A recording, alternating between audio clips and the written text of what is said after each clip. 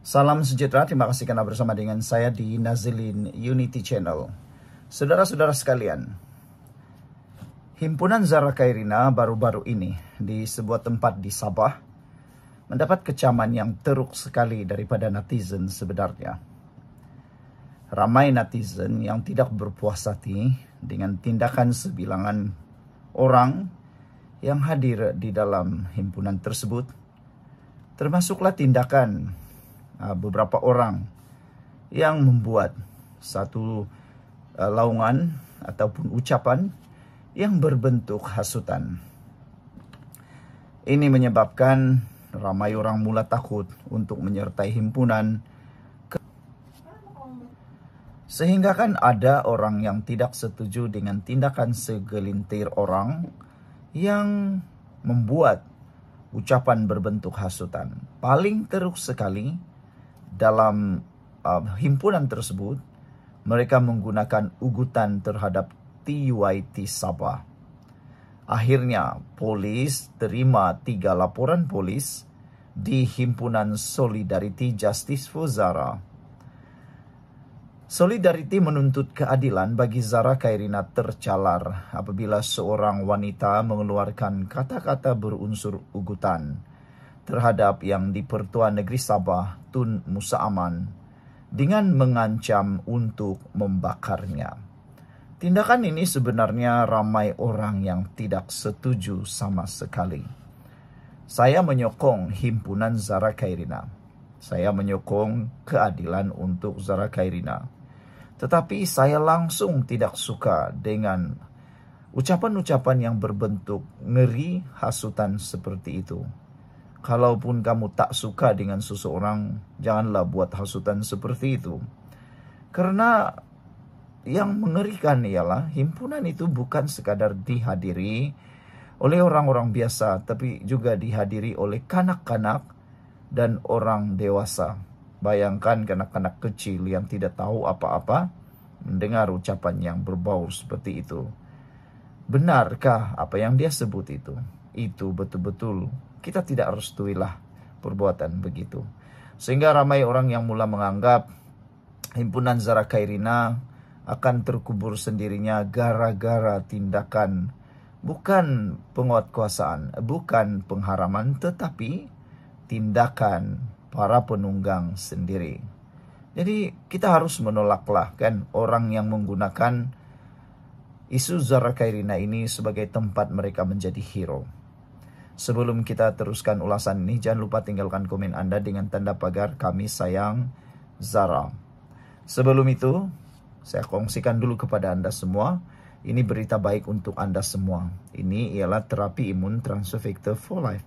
Terapi imun yang meningkatkan daya imun badan kita sehingga 400%. Secara umum dan ringkasnya, imun badan kita boleh jadi bodoh, imun badan kita boleh jadi lemah, imun badan kita boleh jadi tidak seimbang.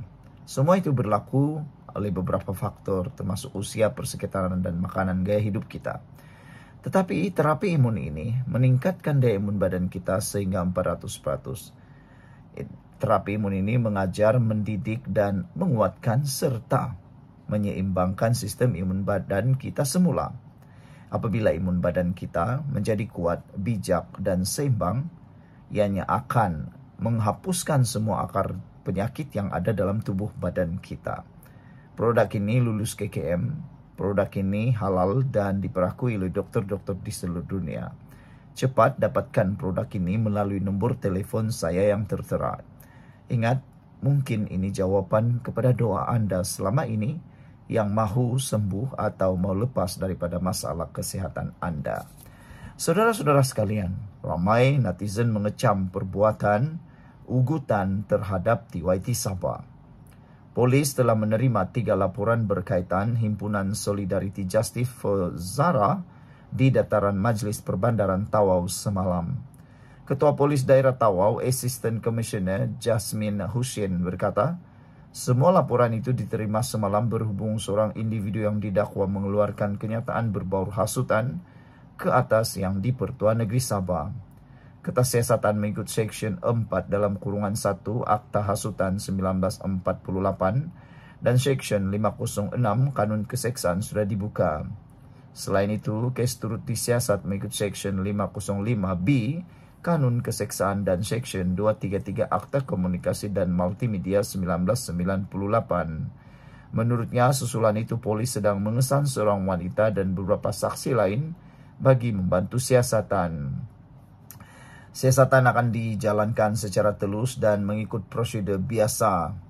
Kita mahu sambil ambil keterangan jelasnya. Terdahulu tular di media sosial, klip video ucapan dan laungan berunsur hasutan dipercayai berlaku pada himpunan berkenaan. Sekian dulu untuk kali ini. Jangan lupa tinggalkan komen Anda. Bye-bye. Salam sejahtera. Terima kasih kerana bersama dengan saya di Nazilin Unity Channel. Ini keputusan terkini berkait dengan kes Zara Khairina. Keputusan ini mengejutkan kita semua berkait dengan inquest. Baru-baru ini banyak himpunan yang mula dibuat untuk mencuba memperjuangkan keadilan untuk Zara Khairina. Tetapi sejak kebelakangan ini juga sudah mula ramai rakyat, ramai peserta himpunan Zara mula menunjukkan keresahan dan ketidakpuasan hati beberapa pihak yang cuba menunggang isu Zara Khairina, sehingga ada yang dapat melihat bahawa himpunan Zara Khairina seakan-akan sudah keluar daripada objektif awalnya.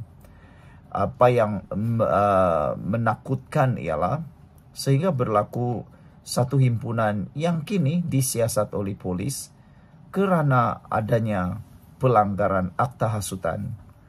Dan ada juga yang menyatakan bahawa himpunan itu sudah mula dilihat seakan-akan keluar daripada matlamat asal. Ada juga yang berpendapat dalam ruangan komen di TikTok maupun di laman-laman Facebook.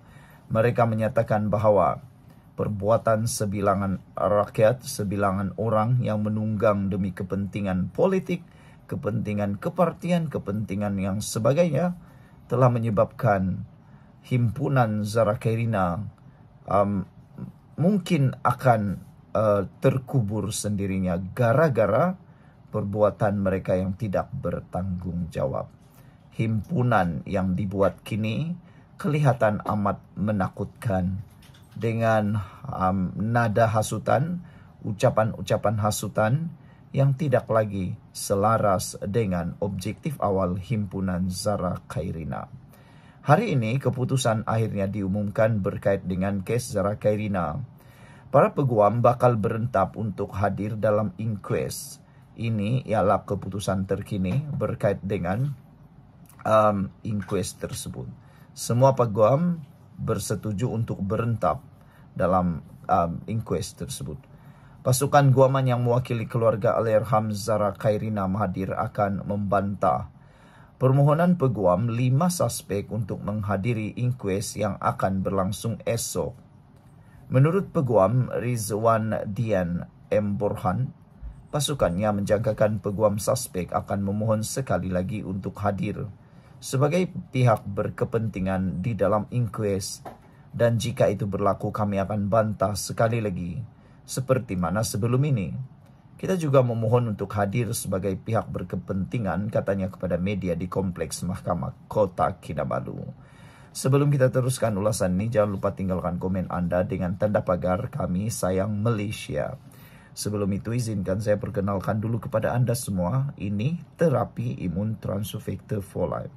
Terapi imun yang meningkatkan daya imun badan kita sehingga 400% dan menyeimbangkan imun badan kita. Saudara, apabila imun badan kita lemah, apabila imun badan kita tidak berfungsi dengan baik, dan apabila imun badan kita tidak seimbang, kita sukar sembuh daripada penyakit. Bahkan lebih teruk lagi, imun badan yang tidak seimbang jadi bodoh lalu menyerang diri kita sendiri. Tetapi terapi imun ini berfungsi mengajar, mendidik, dan juga menyeimbangkan imun badan kita supaya imun badan kita bukan sekadar kuat tetapi tahu mana satu lawan, mana satu kawan dalam tubuh badan kita. Cepat dapatkan produk ini melalui nombor telefon saya yang tertera, dan produk ini lulus KKM, halal dan diperakui oleh dokter-dokter di seluruh dunia. Mungkin ini adalah jawaban kepada doa Anda selama ini. Pada hari ini, Mahkamah Tinggi mendengar hujahan permohonan semakan oleh Persatuan Undang-Undang Sabah dan Jabatan Peguam Negara telah mengenepikan arahan yang membolehkan peguam suspek kanak-kanak hadir sebagai pihak berkepentingan di dalam inkues. Hakim Datuk Duncan Sikodol turut mengarahkan peguam suspek kanak-kanak untuk mengemukakan permohonan baharu sebagai pihak berkepentingan kepada coroner baharu Amir Shah Amir Hassan.